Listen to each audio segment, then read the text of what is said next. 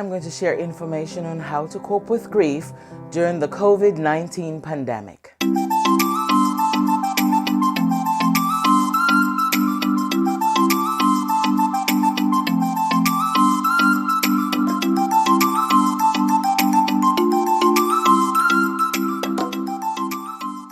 Hi, my friends.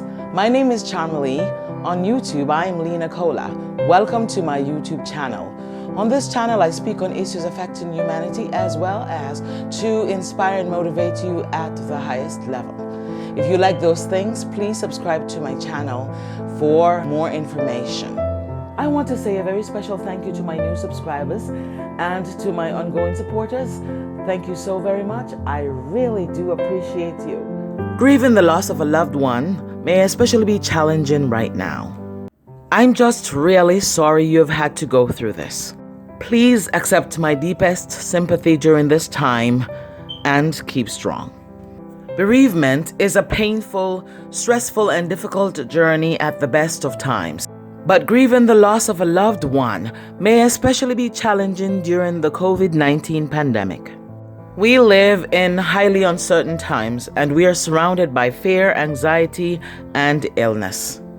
But this pandemic will be especially stressful if already grieving the loss of a loved one.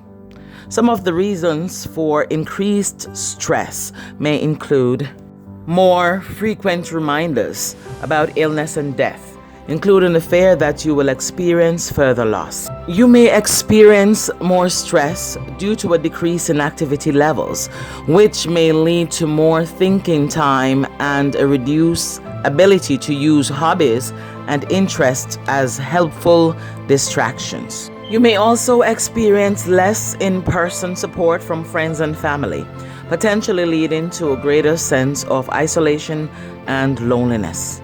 There will be other stressful factors, but as we can see, the coping resources of a bereaved person are under a severe strain in the context of the pandemic. You must have a clear game plan to help manage the additional challenges caused by COVID-19. These coping strategies that I will share may help you on your journey. You may want to protect your emotions by considering minimizing the time you spend watching the news. It is sensible to be aware of major announcements by governments and health officials. Outside of that, don't watch the news if it increases your stress levels. The next strategy that may help you is to alternate between loss and restorative activities. By restorative activities, I mean that you can make plans for the future, you can spend time developing your gifts, and just spend time on hobbies, things that you love. Examples of loss-related activities could mean talking about the person and what they were like when they were alive, looking at photos of the deceased and talk about the times that they were taken. Another example would be crying, as crying relieves stress, and it is a very important factor that will help you to alleviate a lot of the bottled up feelings that you have inside. If you are grieving and socially isolated, staying connected to others is very important. Often we don't feel like talking to others after losing a loved one. If you lack this motivation, try to book times for phone calls and video chats. That's the way we're using it right now, right? So arrange these conversations as appointments you must keep. Agree on times with people in advance so you are more likely to follow through. The next thing is to acknowledge that grieving at this time is more challenging than coping with loss outside of a health crisis. You have additional sources of stress to contend with, so you must practice self-compassion. Avoid saying, I should be doing better.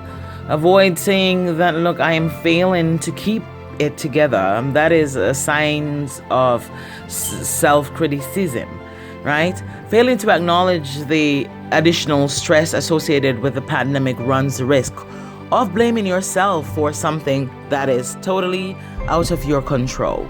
If you are living alone and you have no one else, say it's your last relative who passed away during the COVID-19 pandemic.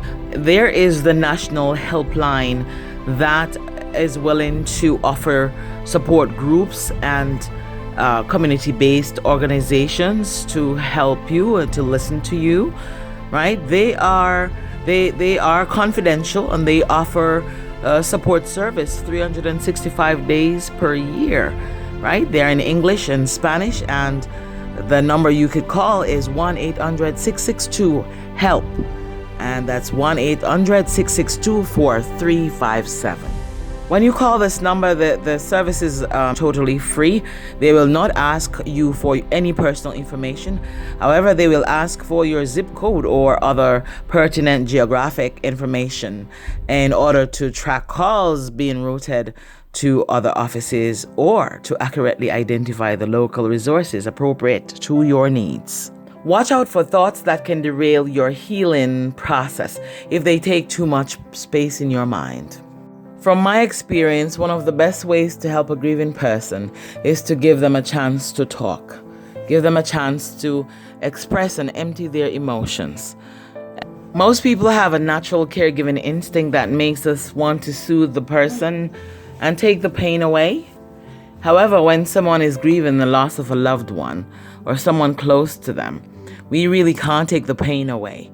So, as I suggest, that the only thing you can do is be willing to listen and share in this very human sorrow. Lastly, I will tell you to use the tenets of the Serenity Prayer.